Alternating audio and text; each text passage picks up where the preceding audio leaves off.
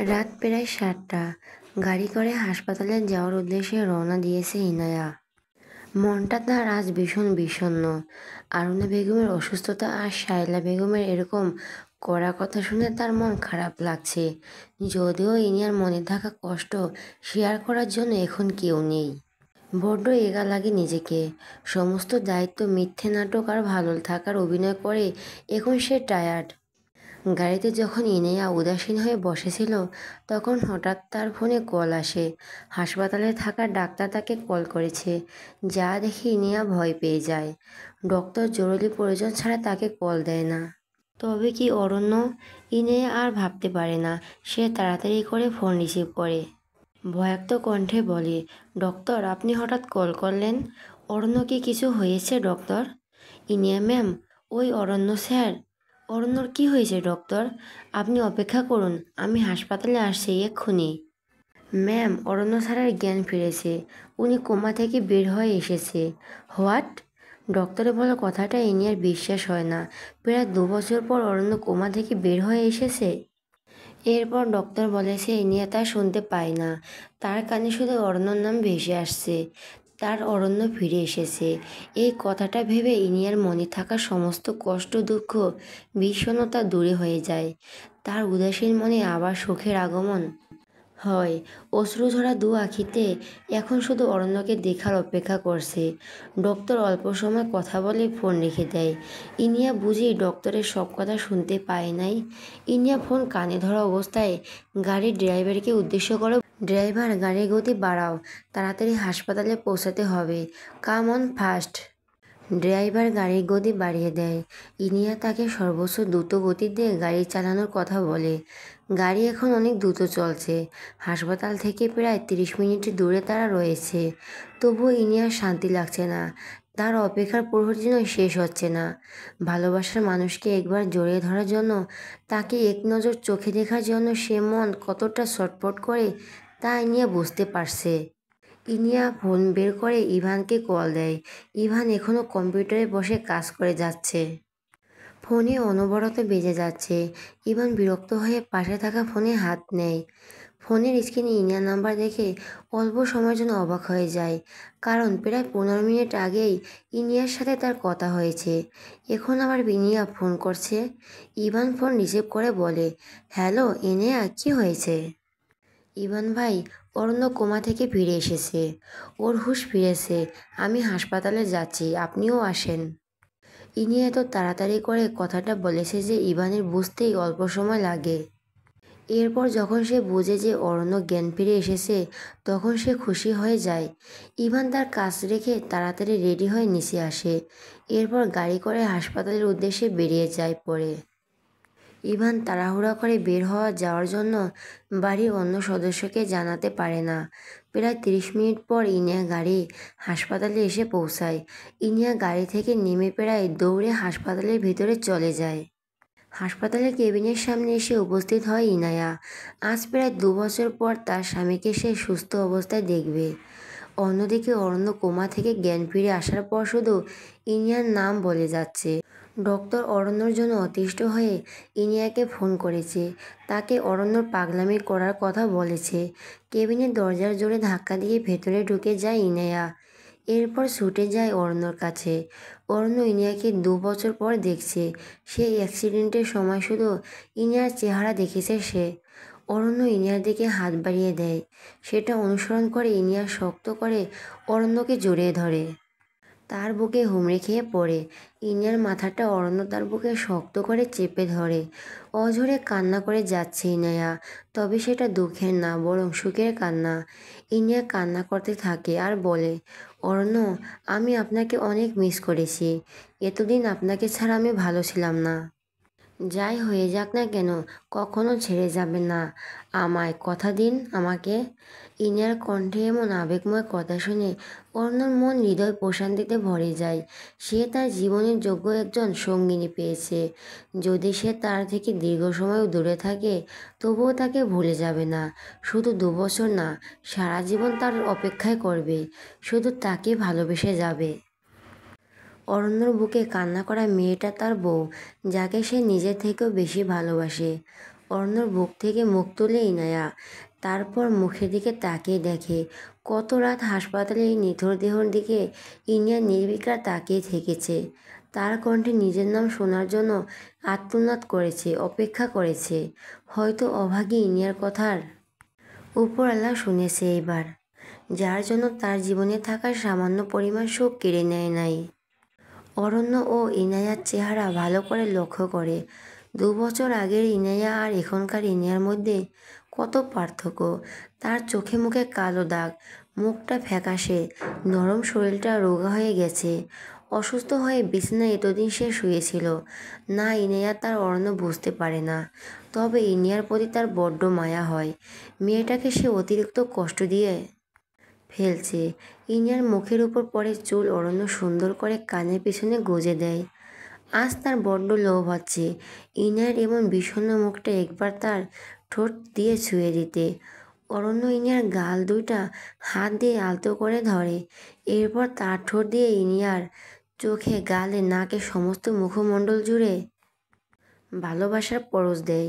স্বামীর আদরে স্পর্শে ইনিয়ার চোখ বন্ধ করে নেয়। অল্প সময় পর একে অপরকে আবার জড়িয়ে ধরে। ইনায়া আর অরণ্য রোমান্টিক খুনসুটির মধ্যে ইভান কেবিনে আসে।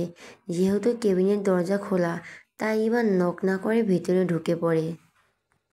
অরণ্য আর ইনায়াকে জড়িয়ে ধরা দেখে ইভান এক পা পিছিয়ে যায়। এরপর নিজের উপস্থিতি বোঝাতে দরজায় নক করে। দরজা নক করার শব্দ শুনে ইনিয়া অরণ্যর বুক থেকে উঠে পড়ে। অরণ্য কোনো নার্স এসে ভেবে বিরক্ত হয়। এতদিন পর তার বউকে কাছে পেয়েছে, কিন্তু তাতেও শান্তি নেই। অরণ্য বিরক্ত নিয়ে চোখ খুলে সামনে থাকা মানুষটার দিকে তাকিয়ে সে অবাক হয়ে যায়। তার বিশ্বাস হচ্ছে না ইভান চৌধুরী তার সামনে দাঁড়িয়ে রয়েছে। ইনিয়া ইভানকে দেখে অরণ্য থেকে দূরে সরে যায়। যতই হোক ইভান তার ভাসুর হয়, তার সামনে এমন করে জড়িয়ে ধরা ঠিক নয়। ইভান হাসিমুখ নিয়ে এগিয়ে আসে অরণ্যর কাছে, এরপর বলে, কেমন আছো অরণ্য? তোমার শরীর ঠিক আছে এখন? ডক্টর কি বলেছে? অরণ্য কি উত্তর দিবে, সে শুধু অবাক হয়ে ইভানের দিকে তাকিয়ে রয়েছে। মানে ইভান চৌধুরী তার চিরশত্রু, তার সতীন তাকে দেখার জন্য হাসপাতালে এসেছে। বিষয়টা বিশ্বাস করতে কষ্ট হচ্ছে অরণ্যর। সে কিছুটা সময় ইভানের দিকে তাকিয়ে থাকে। এতটা সময় হয়তো ইনিয়াকেও দেখে নাই যতটা সে ইভানকে দেখে যাচ্ছে। এরপর অরণ্য শান্ত হয়ে বলে, আই অ্যাম অলরাইট। কিন্তু ইভান চৌধুরী হঠাৎ আমাকে দেখতে কেন এসেছে আর আমার অসুস্থতার বিষয়ে জানতে চাইছে, কথাটা বিশ্বাস হচ্ছে না। অরণ্যর কথা শুনে ইভান কিছু বলতে যাবে, এর আগে ইনিয়া ধমকের সুরে অরণ্যকে বলে, অরণ্য, ইভান ভাই আপনার বড় ভাই হয়। আপনি এতদিন অসুস্থ ছিলেন, এখন সুস্থ হয়েছেন, যার জন্য উনি আপনার সাথে দেখা করতে এসেছে। এখানে বিশ্বাস না করার কি আছে? ইনার ধমক শুনে ইভান বলে, আরে ইনায়া, অরণ্যকে কেন এমন করে বলছো? ওর কোনো দোষ নেই। আসলে আমার আব্বু অরণ্য বা তার পরিবারের সাথে যা করেছে তা অন্যায়। আর 2 বছর অনেক কিছু পরিবর্তন হয়েছে, যা অরণ্যর অজানা। ইভান ইনিয়ার কথা শুনে অরণ্যের বিশ্বাস হচ্ছে না। তারা একে অপরের সাথে এত সুন্দর করে কথা বলছে। প্রায় 5 মিনিট ইভান, অরণ্য আর ইনিয়ার সাথে কথা বলে। এরপর কেবিন থেকে বের হয়ে যায়। অরণ্য মনে মনে বলে, এটা ভাই না, সতীন। এতদিন পর বউকে একটু আদর করছিলাম, সেটার 12টা বাজিয়ে দিল। তবে সব প্রতিশোধ এখন আমি নিব, শুধু কয়েকটা দিন অপেক্ষা করো। তোকে যদি আমি আমার 10টা বাচ্চার মামা না বানাই, তবে আমার নাম অরণ্যরাজ চৌধুরী না। আমার 10টা বাচ্চা তোকে দিনে 24 ঘন্টা তোকে মামা মামা বলে ডাকবে, তখন গিয়ে প্রতিশোধ পূরণ হবে। আজ মঙ্গলবার, অরণ্য বাড়ি ফিরবে। সকাল থেকে রেহেনা বেগম রান্না করা শুরু করে দেয়। শুধু অরণ্য না, চৌধুরী বাড়ির প্রত্যেক সদস্য আজ তাদের বাড়িতে বেড়াতে আসবে। কাল রাতে অরণ্যর সুস্থতার খবর সকলকেই জানানো হয়েছে। হাসপাতালে রেহেনা বেগম আর সাইমা দেখা করতে যেতে চেয়েছিল, কিন্তু ডক্টর বলেছে যে অরণ্য এখন সম্পূর্ণ সুস্থ। সে কাল সকালে বাড়ি ফিরতে পারবে, যার কারণে রেহেনা বেগম আর সাইমা আর হাসপাতালে যায় নাই। সাইমা বাড়ির সব জিনিসপত্র সুন্দর করে সাজিয়ে গুছিয়ে রেখেছে। প্রায় 12টার দিকে অরণ্যর গাড়ি তার বাড়ির সামনে এসে উপস্থিত হন। হাসপাতালে প্রায় 2 বছর অরণ্য এডমিট থেকেছে। সেখানে কিছু কাগজপত্র আর অন্য সব কাগজ শেষ করে আসতে সময় লাগে। গাড়িতে এখন ইনায়া আর অরণ্য অবস্থান করছে। ইনায়া এতক্ষণ অরণ্যর হাত শক্ত করে ধরে বসে থাকে, যেন হাত ছেড়ে দিলেই অরণ্য পালিয়ে যাবে। অবশ্য এত অরণ্য খুশি হয়। কোমা থেকে ফিরে এসে তার বউ এত যত্ন করছে, আদর করছে, ভালোবাসা দিচ্ছে, যা অরণ্যর কাছে স্বপ্নের মতো। যদি অরণ্য আগে জানতো যে ইনিয়া তাকে এত ভালোবাসবে, তবে অনেক আগেই অ্যাক্সিডেন্ট করিয়ে হাসপাতালে এডমিট হতো। গাড়ি বাড়ির সামনে এসে পৌঁছায়। ইনিয়া গাড়ি থেকে নেমে যায়। এরপর অরণ্যর কাছে গিয়ে ওকে গাড়ি থেকে নেমে আসতে সাহায্য করে। দুজন একসাথে বাড়ির ভিতরে চলে যায়। আজ কতদিন পর আবার সে তার বাড়িতে ফিরে এসেছে। রেহেনা বেগম আর সাইমা এগিয়ে আসে অরণ্যর কাছে। রেহেনা বেগম অরণ্যর মাথায় হাত রেখে বলে, তোমাকে অনেক মিস করেছি আমরা অরণ্য। নামাজ পড়ে কত কান্না করছি তোমার সুস্থতার জন্য। যাও, এখন রুমে গিয়ে ফ্রেশ হয়ে আসো। তোমার জন্য নিজে হাতে খাবার রান্না করছি আমি। মাথায় রেহেনা বেগমের হাতের আলতো ছোঁয়া পড়ে অরণ্য চোখ বন্ধ করে নেয়। আজ প্রায় 10 বছর পর তার মা তার মাথায় হাত রেখেছে। মায়ের এমন রূপ এতদিন পর সে দেখছে। মায়ের কাছে যাওয়ার জন্য, তার কণ্ঠে নিজের নাম শোনার জন্য, একটু ভালোবাসা পাওয়ার জন্য অরণ্য কত ছটফট করেছে। মায়ের ভালোবাসা পাওয়ায় অরণ্যর কাছে একটা স্বপ্ন ছিল, যা আজ পূর্ণতা পেয়েছে। অরণ্য এগিয়ে গিয়ে রেহেনা বেগমকে জড়িয়ে ধরে। এরপর বলে, সত্যি আম্মু, তুমি আমাকে মাফ করে দিয়েছো? আমার সুস্থতার জন্য কান্না করেছো? আমি বাড়ি ফিরবো বলে তুমি নিজে হাতে রান্না করেছো? বিশ্বাস হচ্ছে না আমার। রেহেনা বেগম আজ এত বছর পর আবার তার সন্তানকে বুকে জড়িয়ে নেয়। তাদের কথা বলার মধ্যে সাইমাও ছুটে আসে। সে তার মা ভাইকে জড়িয়ে ধরে। আজ প্রথমবার দুই সন্তানকে এত কাছ থেকে একসাথে আগলে রেখেছে। তাদের পরিবার সম্পূর্ণ হয়েছে। বাড়ির সদর দরজায় ইনিয়া দাঁড়িয়ে রয়েছে। তার মনের জন্য সুখের অনুভব হয়। আবার সে তার শ্বশুরবাড়ির প্রত্যেক সদস্যকে একসাথে দেখছে। বিয়ের পর আজ প্রথমবার। পরিবারের সাথে সুন্দর মুহূর্ত কাটিয়ে অরণ্য আর ইনিয়া রুমে চলে যায়। অরণ্যর শরীর এখন সুস্থ, কিন্তু ডক্টর বলেছে তাকে রেস্ট নিতে, নিয়মিত ওষুধ কন্টিনিউ করতে। রেহেনা বেগম আবার রান্নাঘরে যায়। আজ তার সংসার পূর্ণ হয়েছে। তার চোখে পানির বিন্দু জমা হয়। এই কান্না কষ্টের না, সুখের। দুজন সন্তান আর রেহেনা বেগম খুশি। নিজেদের সংসার নিয়ে এর থেকে বেশি একজন মায়ের আর কি চাওয়া রয়েছে। রুমে প্রবেশ করে অরণ্য 2 বছর আগে রেখে যাওয়া রুম আর আজকে থাকা রুমের মধ্যে বিন্দুমাত্র পার্থক্য নেই। প্রতিটি জিনিস একই রকম করে সাজিয়ে রাখা হয়েছে। অরণ্যর সাথে রুমে প্রবেশ করে ইনায়া।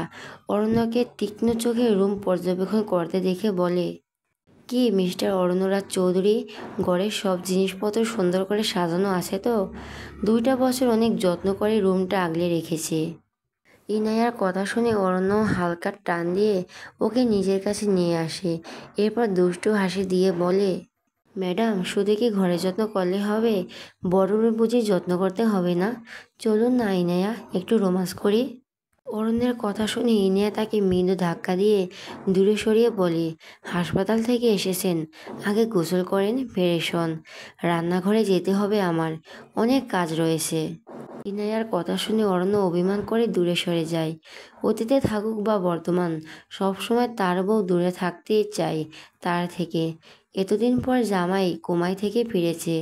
কোথায় জামাইকে দেখে তার উপর ঝাঁপিয়ে পড়বে, ভালোবাসবে, রোমান্স করবে? সেটা না, শুধু সারাক্ষণ পালাই পালাই করে।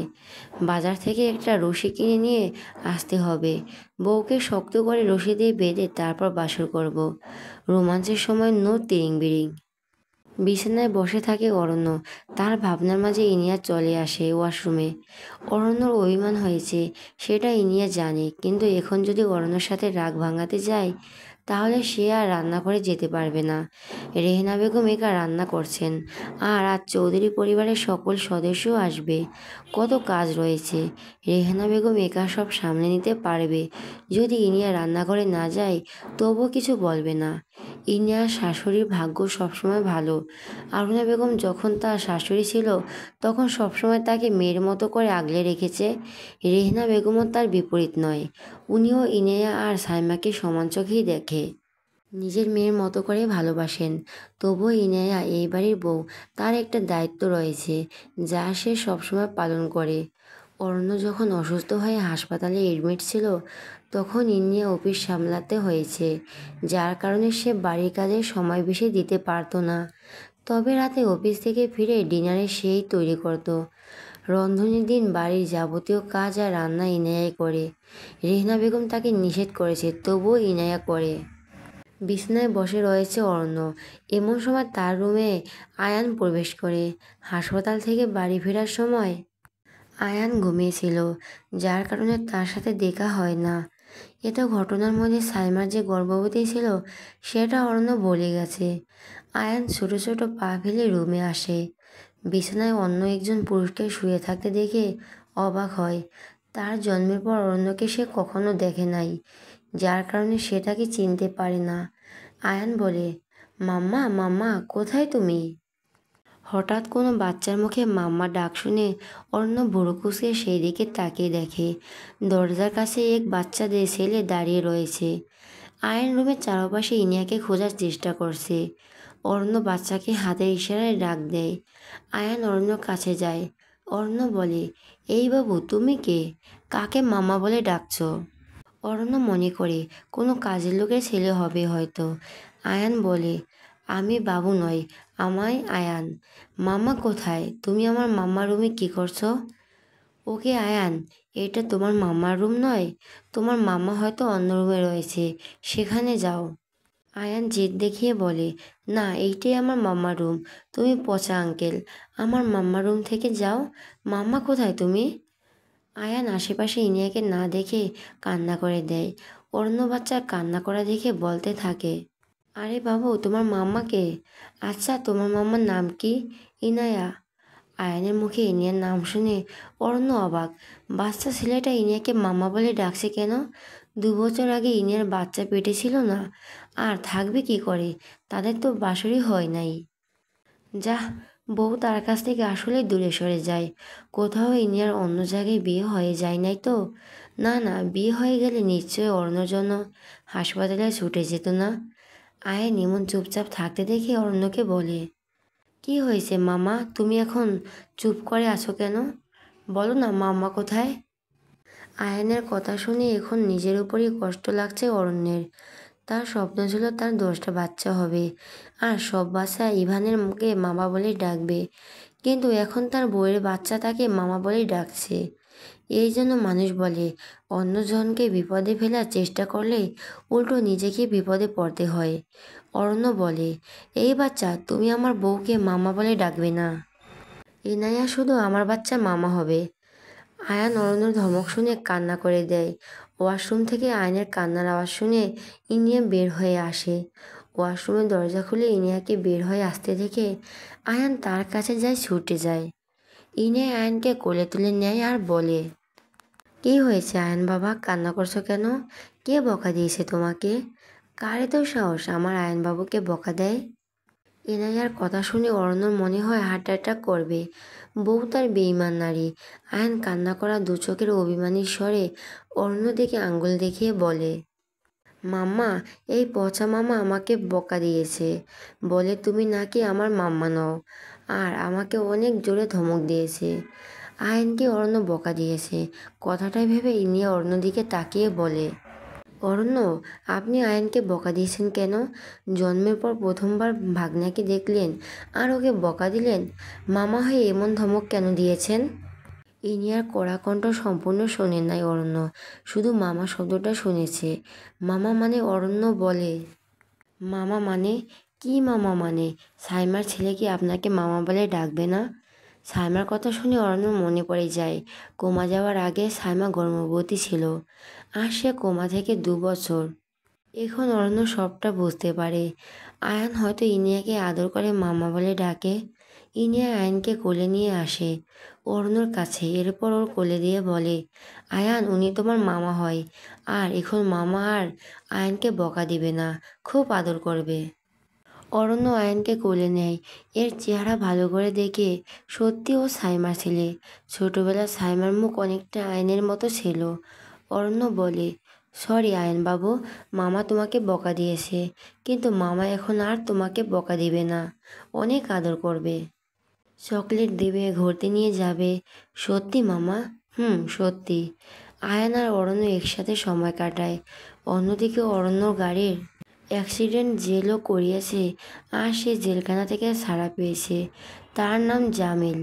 জামিল থানা থেকে বের হয়ে ফোন করে অপরিচিত নাম্বারে বলে, আমি থানা থেকে বের হয়ে গেছি আজ 2 বছর পর। অপরিচিত লোকটা বলে, তবে তুমি অরণ্যের অ্যাক্সিডেন্ট করিয়ে কোন উপকার করো নাই আমার। অরণ্য কমে যাওয়ার পর ইনি আমার সমস্ত পরিকল্পনা নষ্ট করে দিয়েছে। বিশেষ কোম্পানির সকল টাকা আমার অ্যাকাউন্টে আসার আগেই ইন্ডিয়ার সকল শেয়ার হোল্ডারদের সাথে কথা বলে তা বন্ধ করে দিয়েছে। একবার ট্রাক নিয়ে গাড়িটা চাপা দেওয়ার আগে আমাকে জানাবে তো? জামিল অবাক হয়ে বলে, ম্যাম কী বলছেন আপনি? অরণ্যরাজ চৌধুরী অ্যাক্সিডেন্ট আমার গাড়ি দিয়ে হয় নাই। আমি ট্রাক নিয়ে পৌঁছানোর আগে অন্য এক ট্রাক এসে অরণ্যর গাড়িকে ধাক্কা দেয়, কিন্তু পুলিশ ভুল করে আমাকে গ্রেপ্তার করে। অপরিচিত লোকটা ড্রাইভারের কথা শুনে অবাক হয়ে বলে, হোয়াট, তুমি অ্যাক্সিডেন্ট করাও নাই অরণ্যর? না ম্যাম। অপরিচিত লোকটা রাগে স্বরে বলে, অরণ্য? অরণ্যর ফোনে একটা কল আসে। অরণ্য সেটা রিসিভ করে শয়তানি হাসি দিয়ে বলে, প্রায় 2 বছর পর তোমার সাথে কথা হলো রামিম। বস, আপনার কাছে শয়তানও হার মানবে। নিজের অ্যাক্সিডেন্ট নিজে করিয়ে ইচ্ছে করে কোমায় গিয়ে কী মজা পেলেন আপনি? অপরিচিত কণ্ঠে কথাটা শুনে অরণ্যর মুখে একটা শয়তানি হাসি ফুটে ওঠে। যাক, অনেকদিন পর এমন মিথ্যে নাটক থেকে বের হয়ে এসেছে। আর চোখে একবার অরণ্য রুমের দরজার দিকে তাকিয়ে দেখে কোথাও ইনিয়ে আছে কিনা। তবে ইনিয়া এখন রান্নাঘরে রান্না করছে, আর আয়ান বিছানায় বসে খেলা করছে। তাদের রুমে আয়ানের জন্য অনেক খেলনা রেখেছে ইনায়া, যা অরণ্য আয়ানের হাতে ধরিয়ে দেয় আর বলে, আয়ান তুমি এখানে খেলো, তোমার মামার জরুরি কথা আছে, সে একটু ব্যালকনিতে যাবে। ওকে মামা। আয়ান সম্মতি দেয় অরণ্যকে। ফোন নিয়ে ব্যালকনিতে চলে যায় অরণ্য। তার হাতে থাকা ফোনে এখন কল চালু রয়েছে। যার সাথে সে কথা বলছে সে তার সবচেয়ে বিশ্বস্ত লোক রামিন। অরণ্যর সমস্ত পরিকল্পনার বিষয়ে রামিন জানে। আজ কোমাই থেকে ফিরে আসার খবর শুনে রামিন কল করেছে। রামিন আবার বলে, বস, কোমায় থাকতে কেমন লাগে? আর আপনার পরিকল্পনা কিন্তু সার্থক হয়েছে। তবে যাই বলেন বস, ইনিয়া ম্যাম কিন্তু সত্যি প্রচুর চালাক। যদি একটা ভুল হতো তবে সম্পূর্ণ খেলা আপনার বিপক্ষে চলে যেত। ফোন কানে রেখে অরণ্য শব্দ করে হেসে ওঠে। এ তো কাঁচা খেলোয়াড় অরণ্যরাজ চৌধুরী নয়, যে তার পরিকল্পনা এত সহজে অন্য একজন ধরে ফেলবে। অরণ্য তার মুখে শয়তানি হাসি রেখে জবাব দেয়, অরণ্যরাজ চৌধুরী এত সস্তা পরিকল্পনা করে না। তবে তোকে অ্যাক্সিডেন্টটা একদম রিয়েলিস্টিক করতে বলেছিলাম। তাই বলে কি তুই আমাকে কোমায় পাঠিয়ে দিবি? 2 বছর আমার জীবন থেকে চলে গেছে। যদি সত্যি মারা যেতাম তখন কি হতো? অরণ্যর কথা শুনে রামিন বলে, বস, সব তো আপনার পরিকল্পনা অনুসারেই করছি। আর কি করব বলুন? পুলিশ, সাংবাদিক সকলে যেন সন্দেহ না হয়, এই জন্যই তো এতটা কষ্ট করে সব কিছু সাজাতে হয়েছে। আর আপনার বউ সে সন্দেহ করে যদি সামান্য পরিমাণ ভুল হয়ে যেত তবেই সর্বনাশ। বউটা আমার যথেষ্ট চালাক। তবে অরণ্যরাজ চৌধুরী অভিনয় এতটা নিখুঁত করে করেছে যে বউ কেন সম্পূর্ণ পরিবার বিশ্বাস করেছে। উই নো হোয়াট, অভিনয়ের জন্য অরণ্যরাজ চৌধুরী সেরা। অবশ্যই বস। তবে যাই বলেন বস, আপনার বুদ্ধির কাছে শয়তান বুদ্ধিও হেরে যাবে। কি অসাধারণ পরিকল্পনা আর দারুণ অভিনয় করেছেন আপনি। গাড়ি দুর্ঘটনা নিজে করিয়ে সম্পূর্ণ দোষ আগন্তুক শত্রুর উপর দিয়েছেন। এমন জায়গায় অ্যাক্সিডেন্ট হয়েছে সেখান থেকে হাসপাতালে মাত্র 10 মিনিট দূরত্ব রয়েছে। যদি আপনি আঘাত পান তবে তাড়াতাড়ি করে হাসপাতালে নিয়ে যাওয়া যায়, আর অ্যাম্বুলেন্স আগে থেকেই রেডি করা হয়েছিল, যার কারণে 5 মিনিটের মধ্যে পৌঁছাতে পেরেছে। যখন অ্যাক্সিডেন্ট হয়েছে তখন মাথায় অনেক আঘাত পেয়েছিলাম আমি। যদি বিদেশ থেকে আগে থেকে ডক্টর নিয়ে না আসতাম তবে কোমায় না সোজা উপরে চলে যেতাম। অবশ্যই বস। রাত প্রায় 2টার সময় কি ডক্টর পাওয়া যেত হাসপাতালে? এই জন্যই আগে থেকে বিদেশ থেকে 6জন ডক্টর নিয়ে আসা হয়েছে। যদি আপনার মাথা বা শরীরে আঘাত লাগে তবে তারা যেন ঠিক করতে পারে। হাসপাতালে যেখানে অরণ্য অ্যাডমিট থেকেছে সেটা অরণ্যর অনেক আগেই কিনে নিয়েছে, যার কারণে সেখানে থাকা সব কিছুর উপর তার নিয়ন্ত্রণ চলে। আদালতে ইনিয়া যে প্রমাণ দিয়ে নিজেকে ফাঁসির রায় থেকে বাঁচিয়ে নিয়েছে সে সকল প্রমাণ রামিন অগোচরে থেকে ইনিয়াকে দিয়েছে, যা সুস্থ থাকা অবস্থায় অরণ্য রেখে গিয়েছে। তার জর্জকে বিপুল পরিমাণ টাকা দেওয়া হয়েছে, যার কারণে সে কেস অন্যদিকে ঘুরিয়ে দিয়েছে। এসএস কোম্পানির সমস্ত টাকা এখন ইনিয়ার অ্যাকাউন্টে, যার পরিকল্পনা অরণ্য আগে করেই গেছে।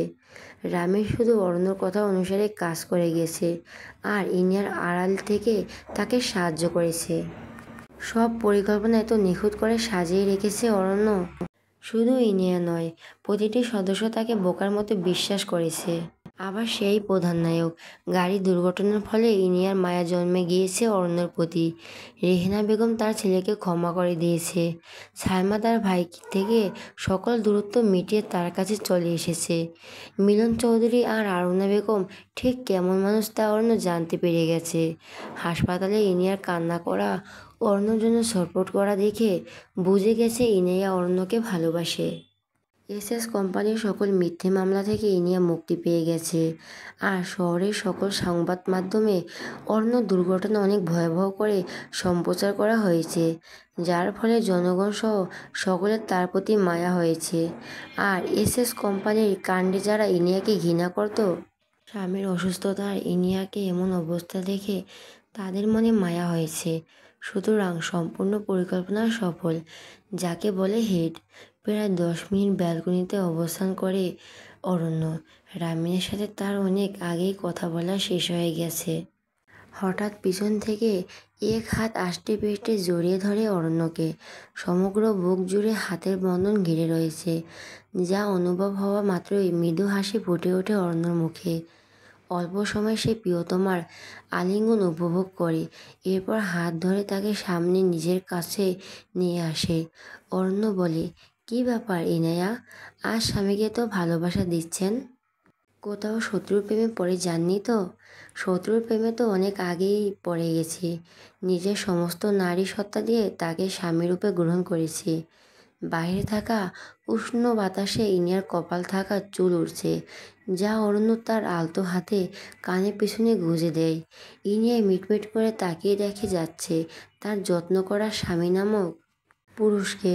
এই অচেনা পুরুষকে সে বড্ড ভালোবাসে, যাকে ছাড়া বেঁচে থাকা দায়। ইনিয়ার এমন চাহনি দেখে অরণ্য বলে, যদি স্বামীকে ভালোবাসেন তবে তার কাছে ধরা দেন, নিজেকে তার কাছে সমর্পণ করে দেন, একবার আপন করার সুযোগ দেন তাকে। অরণ্যের কথা শুনে ইনিয়ার লজ্জায় লাল হয়ে যায়। প্রিয়তমা স্ত্রীর লাজুক গালে হাত রেখে তাকে আরেকটু কাছে নিয়ে আসে। ইনিয়া মাথা নিচু করে জবাব দেয়, একবার সুস্থ হন, এরপর সব হবে। অরণ্য আগ্রহ প্রকাশ করে বলে, সত্যি হবে?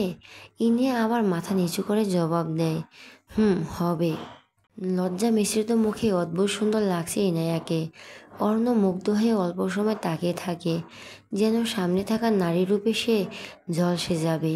অরণ্য আনমনে বলে, অনেক সুন্দর লাগছে আপনাকে ইনায়া। সত্যি? আমার মামা অনেক বিউটিফুল। অরণ্য আর ইনিয়ার কথা বলার মধ্যেই আয়ান বলে ওঠে শব্দটা।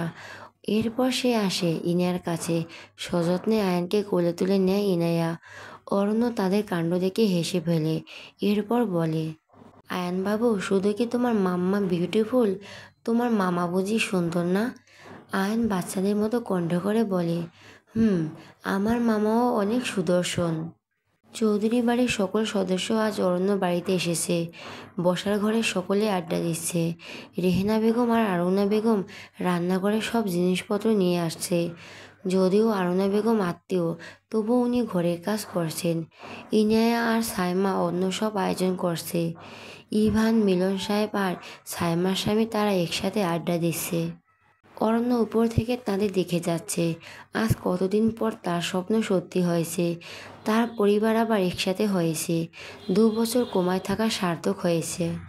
দুপুরের সকল খাওয়া দাওয়া শেষ করে রাত 6টার দিকে চৌধুরী বাড়ির প্রত্যেক সদস্য বিদায় নেয়। সারাদিন সকল কাজ করে ইনি এখন বড্ড টায়ার্ড। সে বিছানায় এসে শুয়ে পড়ে। অরণ্য হাত বাড়িয়ে দিয়ে ইনিয়াকে তার কাছে ডাকে। এরপর শক্ত করে জড়িয়ে ধরে ঘুমিয়ে পড়ে।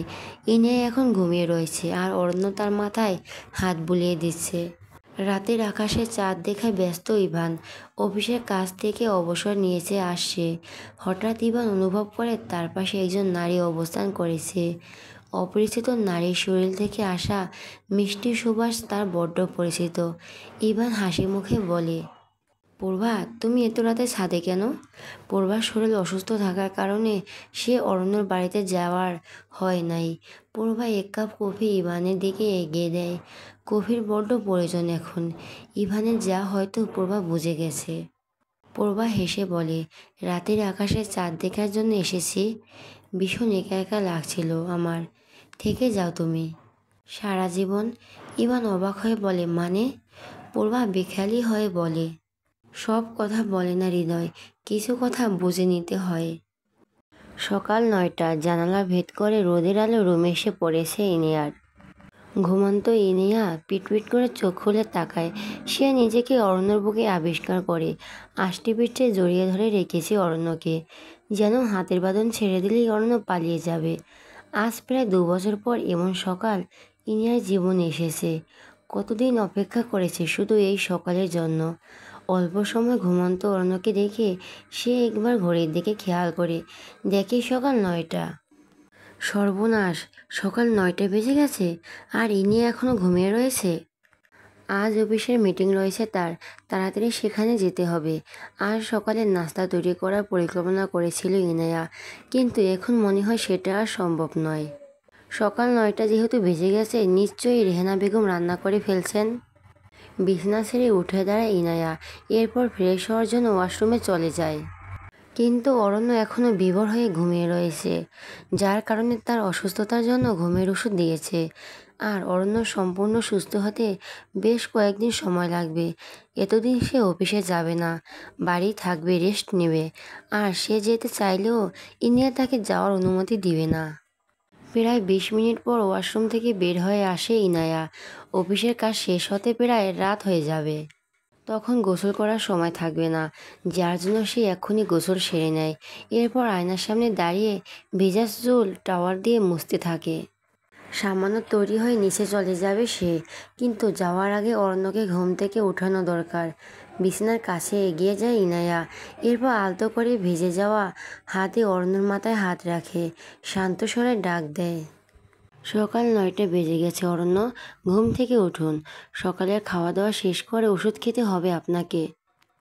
শান্ত স্বরে ডাকে ইনায়া, কিন্তু অরণ্য ওঠে না, বরং সে নাক মুখ উসকে না তাকিয়ে আবার ঘুমিয়ে পড়ে।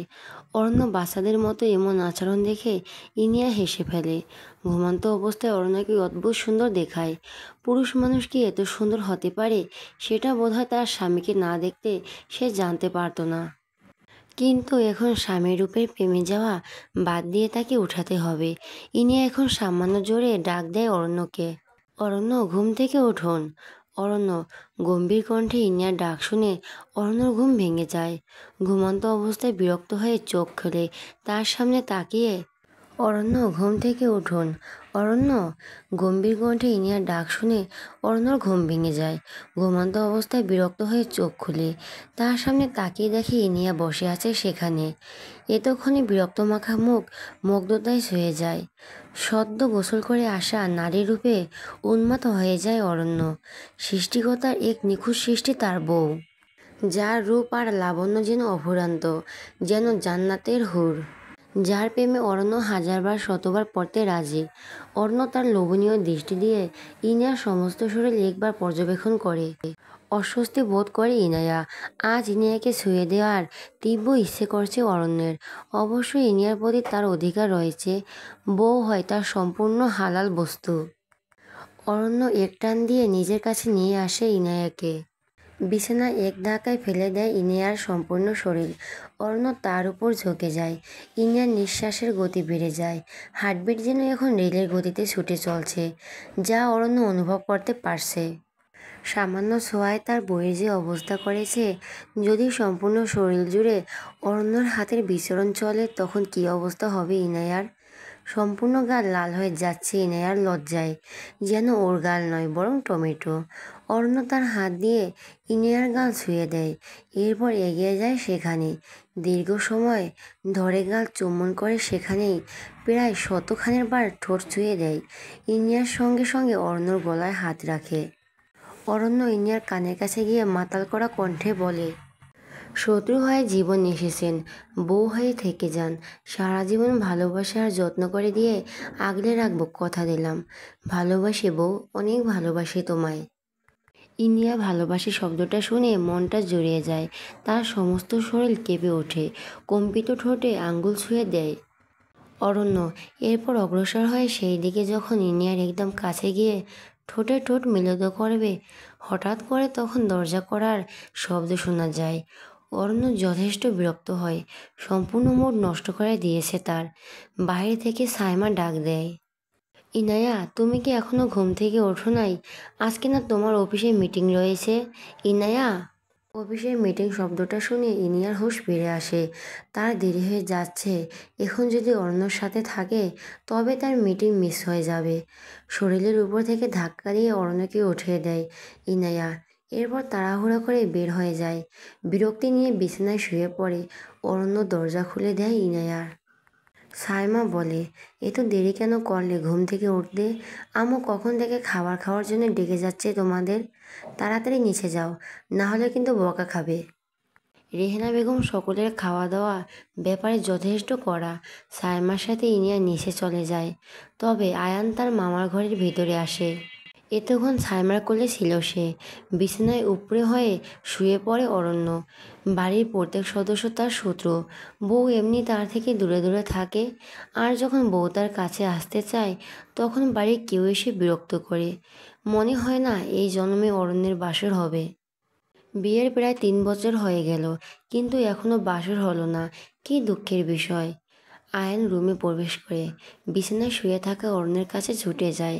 এরপর আদরের স্বরে ডাকে, মামা কি হয়েছে তোমার? তুমি এমন করে বিছানায় শুয়ে আছো কেন? আয়ানের কণ্ঠ শুনে অরণ্য এগিয়ে আসে তার কাছে, এরপর কোলে তুলে নেয়। অরণ্য বলে, বউয়ের সাথে রোমান্স করতে চেয়েছিলাম, কিন্তু তোর মা সেটা হতে দিল না। এখন আর কি করার, চলো খেলা করি। রোমান্স সবার ভাগ্যে থাকে না। অরণ্য থেকে রোমান্স শব্দটা শুনে আয়ন সেটা জানার চেষ্টা করে, এইটা কি, কিন্তু তার বাচ্চা মাথা এই শব্দের মানে খুঁজে পায় না। আয়ান বলে, মামা রোমান্স কি? এইটা কি খাওয়ার জিনিস? আম্মু কি তোমার থেকে এই জিনিস কেড়ে নিয়েছে? এর মানে তুমি এখন বুঝবে না আয়ান, বড় হলে অবশ্যই জানবে। এখন তুমি এখানে বসো, আমি ওয়াশরুম থেকে ফ্রেশ হয়ে আসি, এরপর একসাথে খেলাধুলা করব। ওকে মামা। সকালের খাওয়ার টেবিলে সকলের নাস্তা করার জন্য উপস্থিত হয় অরণ্য, ইনায়া সহ সাইমা আর তার স্বামী। সাইমার স্বামী অনেকদিন বিদেশ থেকেছে, তার সমস্ত ব্যবসার বেশিরভাগ বিদেশে, যার জন্য তাকে সেখানেই থাকতে হয়। জরুরি কাজের জন্য অরণ্য ইনিয়ার বিয়ের অনুষ্ঠানে সে উপস্থিত হতে পারে নাই, যার জন্য তাদের বিয়েতে কোনো গিফট দিতে পারে নাই। সাইমার স্বামী রাব্বি বলে, অরণ্য ভাইয়া, তোমাদের বিয়েতে আমার কিছুই গিফট দেওয়া হয় নাই, যার জন্য আমার আর সাইমার তরফ থেকে হানিমুনের টিকিট তোমাদের জন্য। রাব্বির থেকে হানিমুনের ট্যুরের কথা শুনে অরণ্য খুশি হয়ে যায়। রাব্বির থেকে হানিমুনের ট্যুরের কথা শুনে অরণ্য খুশি হয়ে যায়। একে বলে হয়তো মেঘনার চাইতে বৃষ্টি। অরণ্য তার থেকে টিকিট নেয়। ইনিয়া দীর্ঘশ্বাস ফেলে। হানিমুনে গেলে এই অরণ্য তাকে কাঁচা চাবিয়ে খেয়ে ফেলবে। তার যে কী অবস্থা হবে। অরণ্য ইনিয়ার কাছে গিয়ে বলে, বউ, তোমার হানিমুনে গিয়ে কে বাঁচাবে? তুমি শেষ। অরণ্যরাজ চৌধুরী তোমাকে শেষ করে দিয়েই শান্ত হবে।